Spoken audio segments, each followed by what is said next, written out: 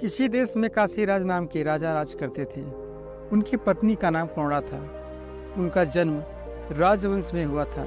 इसी कारण महल में सुख सुविधाओं का कोई अभाव नहीं था। सेवा के लिए बहुत से दास दासियां थीं। उनके चारों ओर सुख ही सुख था। दुख क्या होता है इस बात को वे जानते ही नहीं थी। करुणा बहुत ही सुंदर थी। राजा उनसे अथाह प्रेम करते थे।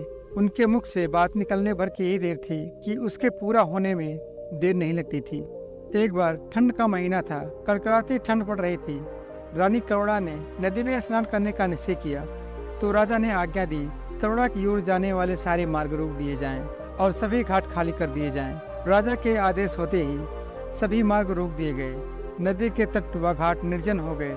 जो लोग घाटों के पास झोपड़ियां बनाकर रह रहे थे वे भी उन्हें छोड़कर चले गए। अब वहाँ केवल पक्षियों का करलो सुनाई दे रहा था। रानी अपनी सखियों के साथ घाट पर पहुंची। करुणा नदी के तट पर उनका हास परिहास गूंजने लगा। उस समय पूर्व दिशा में सूर्य उग रहा था। रानी ने अपनी सखियों के साथ नदी की झिलमिलाती धारा में स्नान किया। पानी बहुत ठंड था। ठंडे पानी में स्नान करने के कारण रानी करुणा को बुरी तरह ठंड लग गई और थर थर कांपने लगी। कपकपाते होठों से उन्होंने कहा, मैं ठंड से मरी जा रही हूँ, जल्दी आग जलाओ और मेरे प्राण बचाओ। रानी की आज्ञा पाकर सखियाँ पास के जंगल से लकड़ियाँ लेने जाने लगी। तभी रानी ने कहा, इतनी दूर कहाँ जा रही हो? देखो पास एक फूस की झोपड़ियाँ हैं, इसे में आग लगा दो, किसी तरह इस ठंड से छुटकारा तो मिले। यह सुनकर एक सखी ने कहा, महारानी ऐसा ना करें, यह झोपड़ी ना जाने किस गरीब की होगी, इसमें ना जाने कौन यति सन्यासी रहता होगा। झोपड़ी के जलने से वह निराश हो जाएगा, इस ठंड में वह बेचारा कहाँ जाएगा। दासी की बात सुनकर रानी को क्रोध आ गया और वे चिल्लाकर बोली, दूर हो जाओ यहाँ से। फूस की इस पुरानी झोपड़ी की तुम्हें इतनी चिंता है और मेरे कुछ भी नहीं।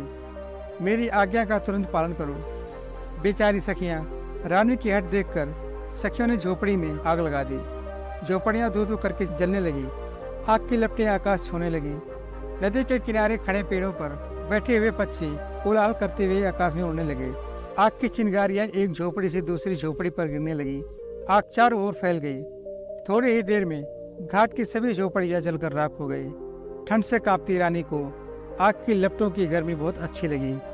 उस आग को ताप कर रानी अपनी सखियों के साथ हास परिहास करती हुई राजमहल में लौट गई। अगले दिन काशीराज अपनी राजसभा में न्याय सिंहासन पर बैठे ही थे कि जिनकी झोपड़ियां रानी ने जलवा दी थी वे राज दरबार में आ पहुंचे थे और रोते हुए उन्होंने राजा से अपनी दुख भरी कहानी सुनाई। अपनी प्रजा की बातें सुनकर राजा का सिर लज्जा से झुक गया। उनका चेहरा क्रोध से तमतमा उठा। वे सभा से उठकर अपने राजमहल में चले गए। रोषपूर्ण स्वर में राजा ने कहा, रानी तुमने निर्दोष दीन दुखियों के घर जला दिए, यह तुम्हारा कैसा राजधर्म है?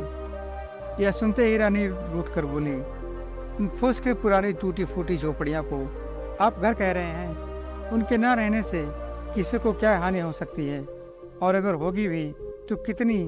अपनी रानी के एक क्षण के प्रमोद के लिए तो लोग ना जाने कितना धन खर्च कर डालते हैं, और आप घास फूस की झोपड़ियों के लिए इतना क्रोध कर रहे हैं। क्रोध में राजा ने दासियों को रानी के सभी राजसी वस्त्र व आभूषण उतारने को कहा और भिखारिन के कपड़े पहनाने को कहा।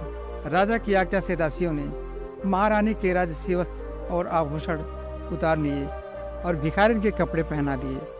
रानी को राजमहल से बाहर ले जाकर राजा ने कहा, जाओ दीन होकर घर घर भीख मांगो। तुमने अपने एक क्षण के सुख के लिए जिन गरीब लोगों की झोपड़ियों को जला दिया था तुम्हें उन्हें बनवाना होगा। मैं तुम्हें 1 वर्ष का समय देता हूँ। 1 वर्ष बाद तुम राजसभा में आना और सबको बताना कि दिन की झोपड़ी का क्या मूल्य है। रानी 1 वर्ष तक राजमहल से बाहर रही। गर्मी सर्दी और वर्षा सहते हुए उन्होंने कठिन परिश्रम किया। तब जाकर पूरे 1 वर्ष में वे झोपड़ियाँ बनकर तैयार हुई। अब रानी को झोपड़ी का वास्तविक मूल्य समझ में आ गया था।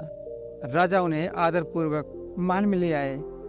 आपको ये कहानी कैसी लगी और इस कहानी से क्या सीख मिली हमें कमेंट करके जरूर बताइए, और कहानी पसंद आई हो तो वीडियो को एक लाइक और चैनल को सब्सक्राइब जरूर कीजिएगा।